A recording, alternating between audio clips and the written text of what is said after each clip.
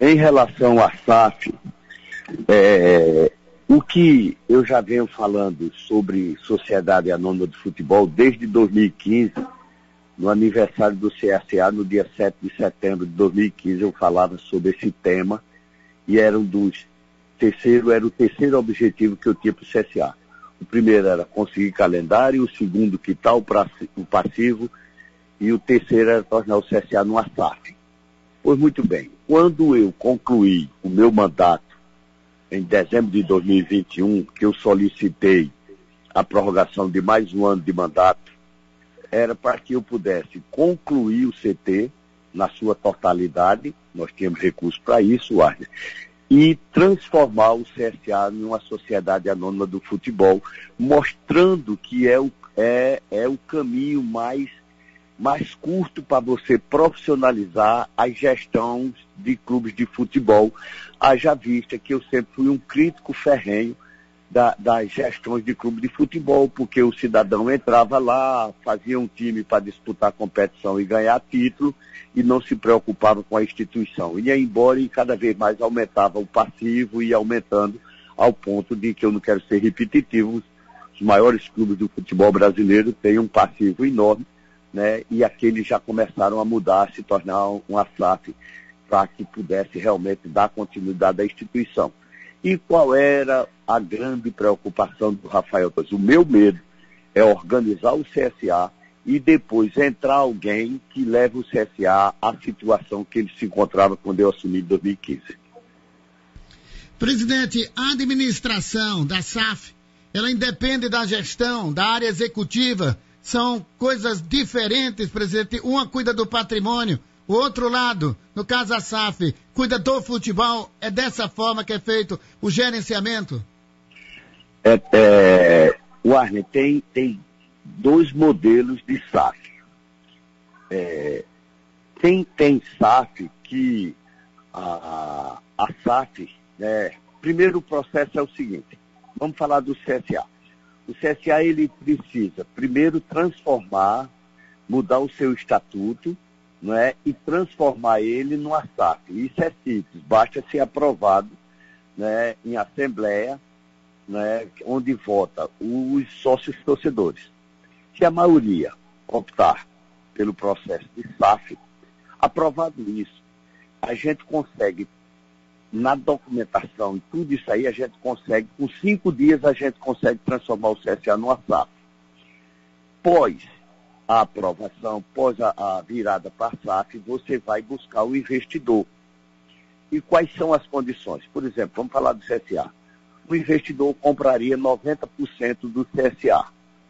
A SAF assume 100% do passivo do clube, faz uma programação para quitar esse passivo, assume o ativo do clube, todo o ativo, passa para a SAF, e a partir daí, a SAF gerencia e administra o futebol, e o clube em si, ele passa a ser um clube de amigos, ou um clube social. O CSA terá Centro Esportivo Alagoano de Sociedade Anônima e o Centro Esportivo Alagoano, instituição, certo? Que vai ficar com esses 10%. Na divisão de receitas, de lucro, ao final, quando tirar o investimento, que se pagar o passivo, que se terá o investimento, o ganho dessa SAF, 10% será destinado para o CSA, o Centro Esportivo Alagoano, que passa a ser um clube social.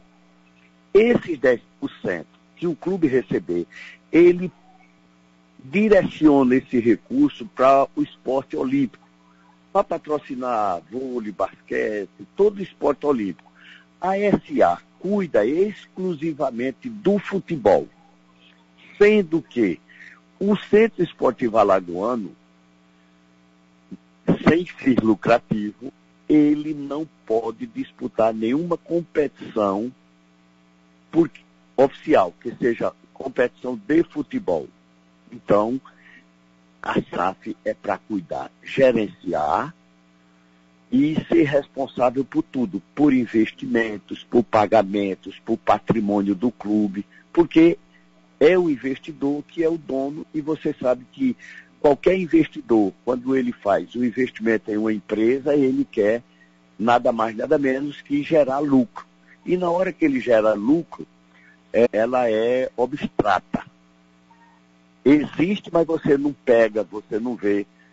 Tanto é verdade que se o CSA não tem dono, e a torcida não é dona do CSA, a torcida, ela quer o quê? Ela quer uma equipe forte, uma equipe que ganhe títulos, que dispute competições nacionais e internacionais. Ela quer um clube organizado, e dentro daquele resultado que a SAF tem, ela vai dar alegria para a torcida. Se você perguntar, por exemplo, se a torcida do Cruzeiro está satisfeita com o que era antes ou o que é hoje, vai ter 100% que ela quer hoje, porque foi campeão brasileiro, subiu para a Série B, vai fazer a equipe forte. É isso que o CSA é, porque o CSA não tem dono. Se tivesse dono, se fosse vendido, para quem ia distribuir esse dinheiro? Então, é deixar bem claro que o caminho, a salvação, é uma SAF. No entanto, para acrescentar, para finalizar, não significa que um clube, na hora que se tornar uma SAF, já aparece investidor. Tome ligeiro, eu quero comprar. Isso não é. Principalmente um clube que está na terceira divisão do Campeonato Brasileiro. O senhor não seria um grande investidor? Olha, eu não diria que seria um grande. Por eu conhecer a instituição, né, e que já pedimos, inclusive, o presidente Raimundo Tavares, com o presidente atual e com o contador, eles estão levantando todo o passivo do clube, né, saber quanto é realmente o passivo deixado por essa atual diretoria até o dia 31 de dezembro de 2012, até 31 de dezembro de 2022, desse ano, né, ver quanto precisaria para se concluir o CT na sua totalidade, com o hotel, com todo o projeto inicial, né, que foi diminuído, que foi por uma questão de falta de recurso, não se conclui, não vai fazer hotel, não vai fazer isso, não vai fazer aquilo. Então, você teria que ver esse investimento que vai ser para a conclusão do CT, para equipar todo o CT, porque isso vai ser investimento feito pelo investidor. Tanto pode ser eu como investidor, se houver interesse da minha parte, e se for aprovado pelo Conselho, para se tornar uma SAF, porque o Conselho, depois de aprovado, a torcida, vamos dizer assim, não tem interferência nenhuma sobre a gestão do clube. O clube passa a ser gerido pelo executivo ou pelo senhor do investidor. Não é? A diretoria executiva não tem nenhuma influência sobre a SAF, não tem nada disso. E qualquer pessoa pode ser qualquer pessoa, pode ser você, pode ser qualquer uma pessoa que entender, se quiser e tiver coragem de aportar um capital, um recurso dentro do clube, para você fazer um planejamento para saber quando será o retorno desse capital, se é com 2 anos, com 3, com 4, ou se não vai tirar, depende muito, porque você tem que pensar em você subir de série para que você possa ter mais patrocínio, mais renda, mais cotas de televisão. Então, assim, qualquer pessoa pode ser, não necessariamente ser o Rafael, mas pode ser qualquer uma pessoa de Alagoas ou fora de Alagoas ou fora do Brasil. Presidente, boa tarde, Antônio Torres, tudo bem? Boa tarde, Eu conheço essa sua luta, não é de hoje. O senhor sempre foi um defensor da SAF. Inclusive, até quando o senhor chegou no Senado, o senhor fez essas incursões e tem lutado por esse momento de mudança da estrutura do futebol brasileiro. Mas a pergunta é exatamente essa que o senhor já deu mais ou menos algumas pinceladas. Qualquer pessoa pode ser investidor do CSA, com cotas menores, com cotas pequenas, depois que for levantado todo esse passivo do clube. Qual é a possibilidade do torcedor de pequeno porte fazer um investimento na sociedade CSA ou não? Pode, Torres. Vamos imaginar, vamos fazer assim um resumo bem para que a torcida possa entender. Vamos imaginar que o passivo do CSA hoje seja R$1 milhão. Então, se você formar um grupo de investidores, pode ser 5 pessoas, pode ser 10, pode ser 50, né? Essas pessoas podem entrarem nessa SAF, certo? E escolher, lógico, um gestor da SAF. né? E os outros ficam como acionistas. Com essa administração do SAF, o ganho disso aí será dividido para os acionistas. Vai depender de quem. Pode ser o investidor só e o cara possa abrir, né? Dentro de cada um tendo a sua participação, participando. Um quer 10 ações, outro quer 20, quer 30. Então isso aí desde que, Torres, nenhum desses investidores que esteja em uma SAF, ele pode ir para outra SAF, entendeu? Vamos supor o seguinte, que você seja um investidor aqui do CSA. Aí você não pode ir para ser investidor, vamos dar um exemplo. Você como acionista aqui, você não pode ser investidor do Cuiabá, por exemplo. Entendeu? Então, é dessa forma. Ô, Rafael, agora a pergunta que, evidentemente, o torcedor faria a você nesse momento, que eu estou interpretando esse anseio do torcedor. No planejamento do futebol, a prioridade tem as sub-20, sub-17, sub-15. O senhor falou também até, a IGF sai do futebol, já entra no clube... Esportes Olímpicos. Mas no futebol, basicamente, o investimento seria feito em que termos de por exemplo, vai investir no futebol profissional, no futebol sub-20, sub-17, é por aí? Torres, qualquer base bem trabalhada, ela é um grande ativo de um clube, né? É um grande, vamos dizer assim, não diria projeto, mas é um braço muito forte de você buscar um ativo, né? Se você pegar, por exemplo, o Atlético Paranaense, o Flamengo, me parece que em 2020, ele arrecadou quase 400 milhões com a venda de jogadores. Vai depender muito do perfil do investidor, né?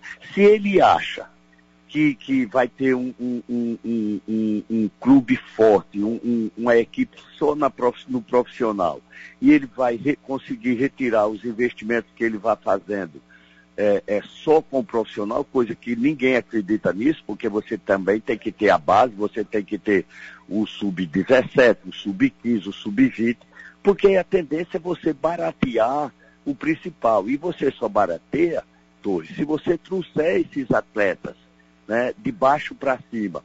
Porque, vamos lá, uma SAF, pegar um jogador em fim de carreira para botar um jogador com 33, 34 anos, você não vai comprar ele para botar na sua equipe, não é? Você vai comprar um jogador jovem de 20 anos, de 19 anos, que desponte que é para você fazer um ganho em cima daquele atleta. Então, é primordial que você invista também. Se você tiver, vamos dizer, R$100 para o futebol, que é um todo, você pode direcionar, vamos dar um exemplo, 70% para o profissional, 10% para o sub-20, 10% para o 17, 10% para o sub-15. Você é quem vai montar como é que você quer funcionar a sua empresa. Presidente, isso se concretiza em quanto tempo? Depende somente do conselho? É isso que o torcedor quer saber também. Quanto tempo isso pode acontecer, né, já para que o CSA possa se tornar uma SAF, esse projeto entre em vigor? Quando? A partir de quando, presidente? Olha, a presidente em exercício, a Miriam Monte, marcou uma reunião do Conselho para o dia 23 agora do 11. Se aprovado, né, já na reunião, a SAF, então, se faz a alteração no estatuto. Com essa alteração, eu já contactei com o escritório de advocacia de São Paulo, no qual já fez várias SAF para os clubes brasileiros, inclusive está fazendo agora de um clube o top do top 10, vamos assim dizer, do futebol brasileiro, que já estão se preparando, inclusive por uma questão de ética, e até eu entendi perfeitamente. Ele não me disse qual seria o clube, mas é um escritório que já fez SAF em vários clubes aqui do futebol brasileiro, e são especializados em SAF. E eu conversei com o doutor Eduardo, e ele me falou o seguinte: presidente, uma vez tudo aprovado, eu mandei inclusive a cópia do estatuto para ele hoje por e-mail, para que ele dê uma olhada rápida, e ele me falou que em 72 horas, a questão de documentação, de transformando já no SAF, ele faz isso em 72 horas, vai depender só da aprovação do Conselho na reunião dia 23. Independe isso tudo da executiva do clube, né, presidente? Basta o Conselho aprovar. Independe da executiva, né? A gente sabe que o presidente atual, ele não tem nenhuma simpatia por SAF, né? E era uma das coisas que a gente já vinha questionando isso lá no início da gestão dele, mas a gente tinha que respeitar. E diante do que aconteceu e que está acontecendo com o clube, hoje se vê a necessidade urgente de se tornar uma SAF e que possa encontrar também um investidor que esteja disposto e que acredite na recuperação da instituição. Presidente Rafael Tenório, um grande abraço, obrigado pelas explicações, muito boa noite, hein? Boa noite, Wagner, boa noite a todos e fiquem todos com Deus. Muito obrigado ao presidente do Conselho Deliberativo do CSA, licenciado Rafael Tenório, dando as explicações a respeito da transformação do CSA numa sociedade anônima do futebol.